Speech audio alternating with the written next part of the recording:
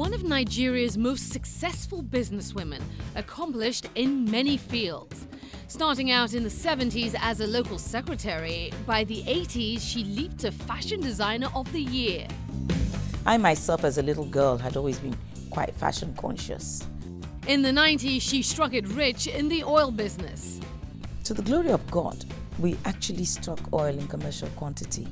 Now she gives back as author and philanthropist, helping Nigeria's widows and orphans.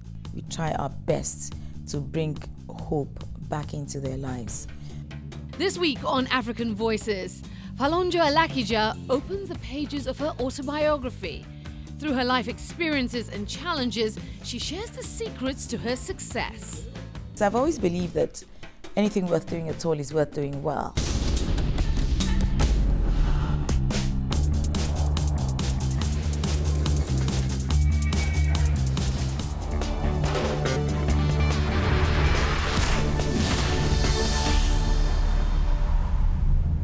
Folorunso Alakija is a Nigerian billionaire. She travels frequently back and forth from her home in Lagos, Nigeria, to her homes in London. She's with her publishers in her apartment block in Knightsbridge, an exclusive and upscale district in central London. They're looking over her latest book. I am a very proud Nigerian. I've traveled wide and far. I've traveled the world over. I've been traveling since the age of 7. Now in her 60s, Folorunso Alakija is one of Nigeria's influential women. She recently finished an autobiography called Growing with the Hand That Gives the Rose. Inside, she shares stories of her beginnings in the corporate world. I started off as a secretary because that was the career path that my father made me get into. It wasn't my choice. So I started off in the bank as a secretary to the managing director. I was very comfortable doing what I was doing. I had a good eye for the stationery and creating the logo of the bank. Alakija says her creativity helped her move along the corporate ladder quickly. From executive secretary, she became the first head of corporate affairs at IMB, Nigeria's international merchant bank.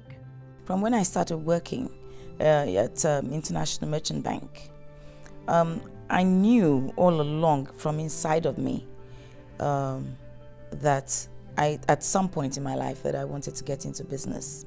2 years later, she moved into a financial position in the Treasury Department. It wasn't long after she started thinking about creating her own business. Treasury Department, and I saw that more of a business-related sector of the bank where I could trade with the bank's money and make money for the bank. I felt like being a natural in business. So I was able to juggle that very well. But when it got to the stage where I found that people were being hired, those who have university degrees, and they were being placed in positions above me, I didn't like that. I felt it was time to move on and set up my own business. And I started thinking about what to do, what kind of business that I would do that I would feel comfortable doing.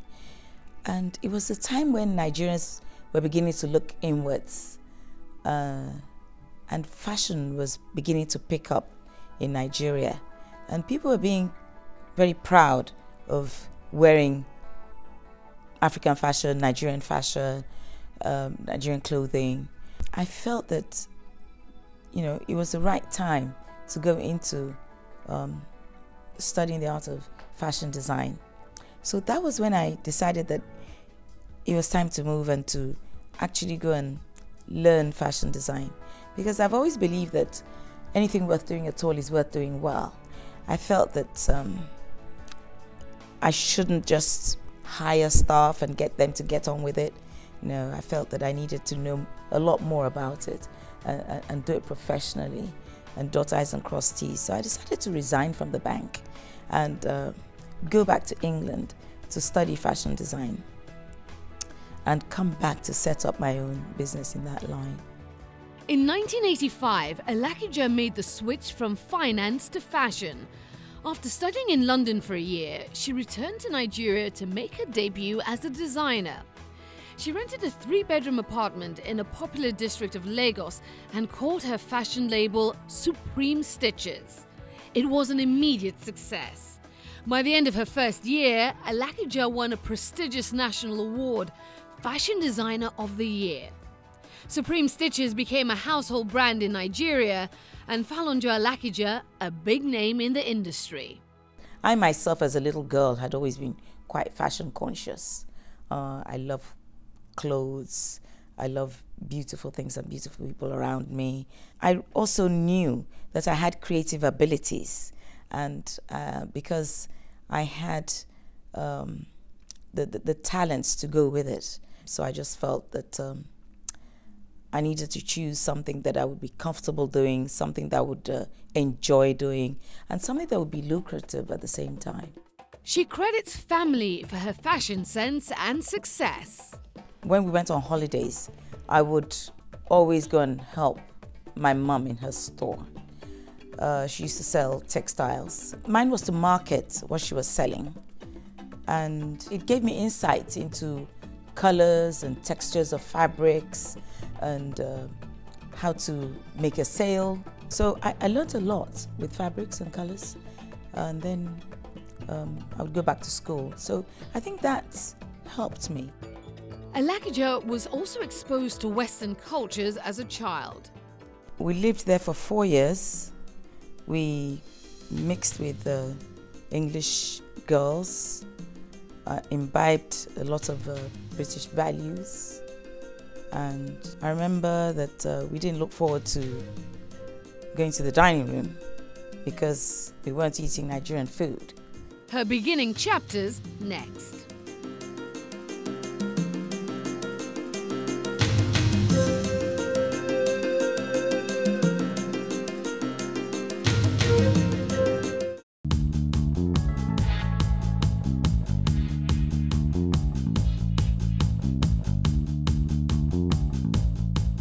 By the middle of the 20th century, the great wave of independence was sweeping across Africa.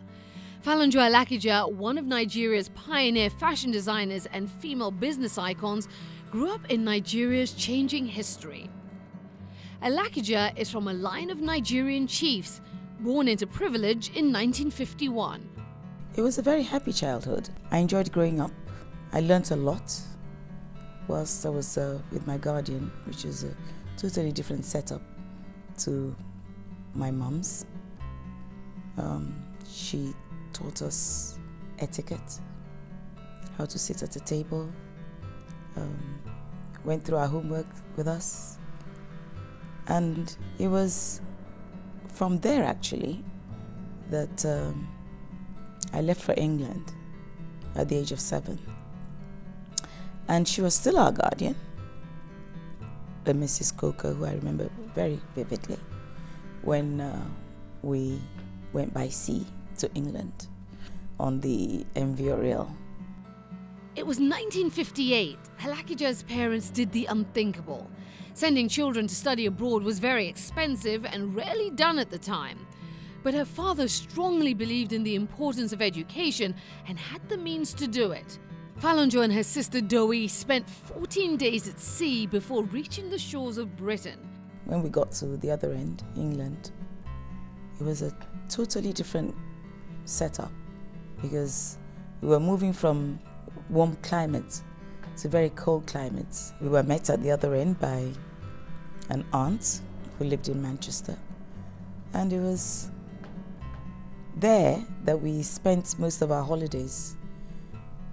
We went to school in Abergele, North Wales. It was a little difficult understanding what they were saying because the way they spoke was slightly different from the way we speak. And we needed to listen carefully to understand what they were saying.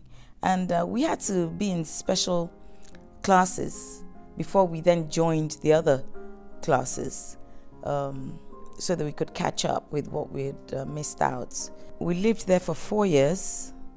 We mixed with English girls, imbibed a lot of British values, And I remember that we didn't look forward to going to the dining room because we weren't eating Nigerian food. And the experience that I gained living there for 4 years was astronomical. It was a private school for girls in an old Victorian country house in North Wales called Haffordunus Hall. Alakija claims they were the first coloured girls to attend. The girls couldn't pronounce our names, our real names. So we were given names that they could pronounce. My sister's name is Doing. My name is Folorunsho. And they felt that they were too long and too difficult to pronounce. So they called us Flo and Doy. The Flo has stuck. A lot of my friends still call me Flo. At the age of 11, Flo and her younger sister packed their bags and moved back to Nigeria.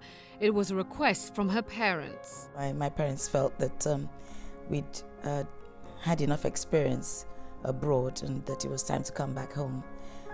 They felt that they didn't want us to lose the African values and the culture and the tradition. Alakija grew up in a very large family. Her father had 8 wives and 52 children in his lifetime. Her mother was his first wife, and Alakija the second surviving child. Family has always been important. She married her husband in 1976. Together, they have 4 sons. Because of the benefits of Alakija's education abroad, their children also studied overseas. By the 1990s, another major investment for Alakija, a family foray into the oil business. In the course of being in the fashion business, you know, I got to meet a lot of people.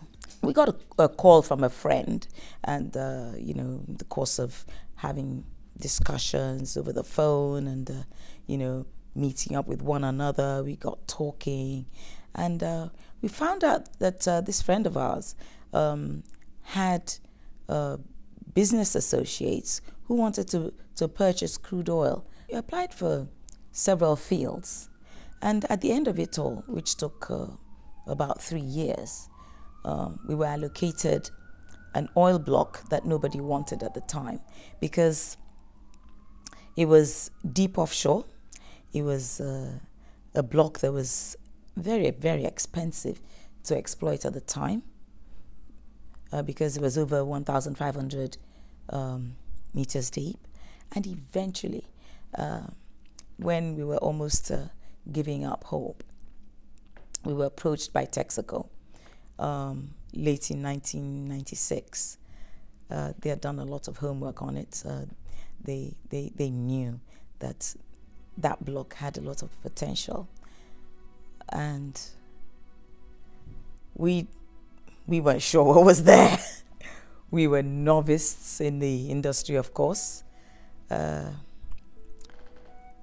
the end of it all, after a 3-month daily negotiation, we signed on the dotted lines.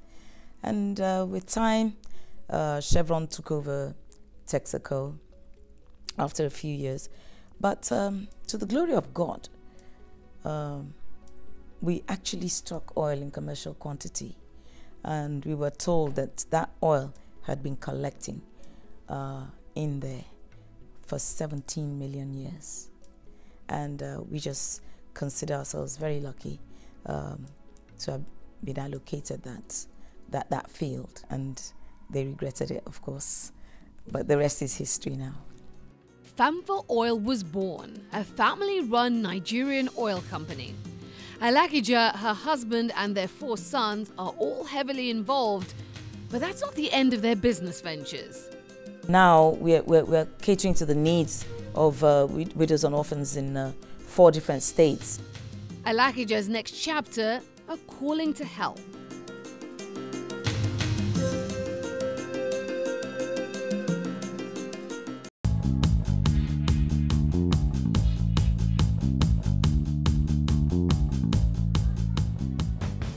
The status of women in Africa today is still a major concern. Many experience inequalities in their social, political, economic, and cultural lives. In Nigeria, widowed women can face untold hardships as a result of traditional customs. Apart from mourning their dead husbands, some are considered unclean and impure. If a widow has no male adult children, she can lose everything.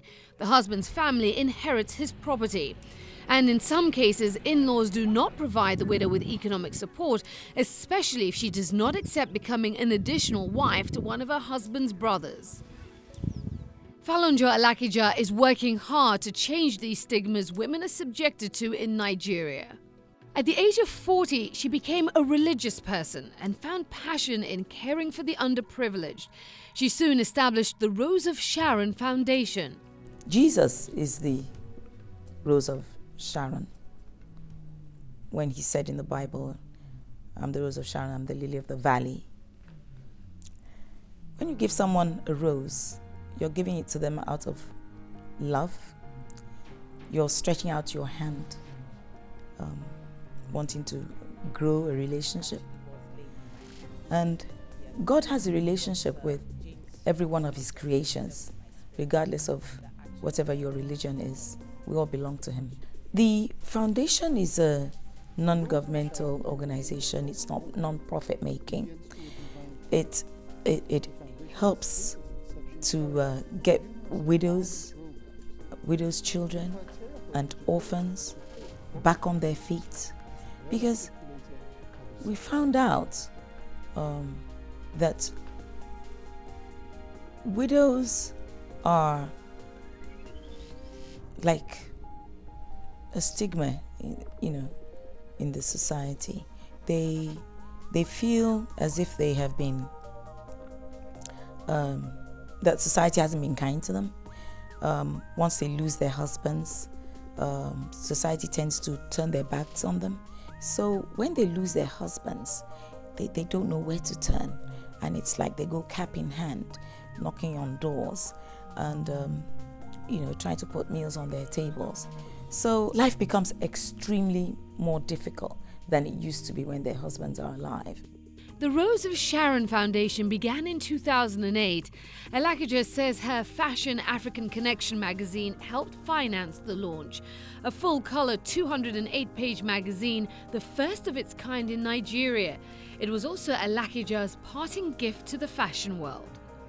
Since then, she has dedicated her time to supporting widows and orphans, using her financial background by providing interest-free loans and scholarships. We try our best to bring hope back into their lives. We basically give them microcredits to help them to trade. And the microcredits that we give them, we don't charge them any interest at all.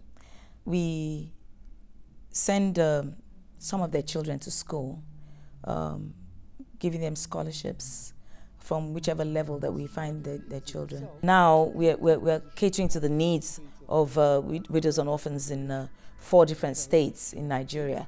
We intend to go nationwide. A lot of them like to trade in selling provisions because they find that easier, because those provisions, milk and sugar and stuff like that, don't go bad. Some of them learn different vocations: hairdressing, beading, catering. The foundation, has realized that it would be ideal for us to set up schools for their children.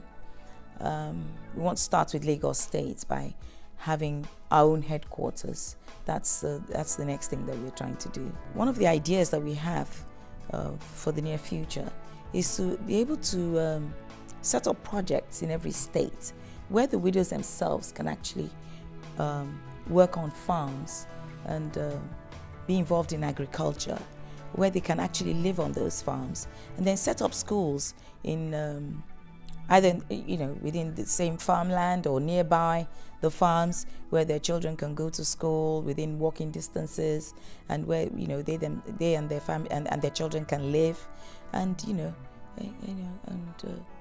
grow fruits and vegetables, and sell them, so that it would begin to build their confidence a bit more.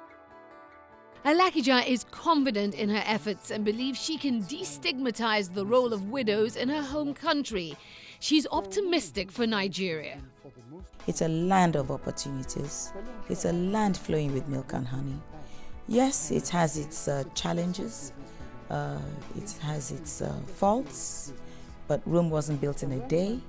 And we all have to come together, those who live in it and those who are living abroad, and come together to build our nation. Nigeria has made a lot of progress, and it can only get better. We can, we'll have to continue to dialogue and criticize ourselves and make it a better place to live in. Once a major shaker in Nigeria's fashion industry, designing new paths for women and children in need. Alakija hopes her latest book, her autobiography, will spread her efforts for future change. I titled Growing with the Hand That Gives the Rose. The hand that gives the rose, I refer to as God, told about as much about my life as I could, to encourage others to get to where they should be, where they want to be.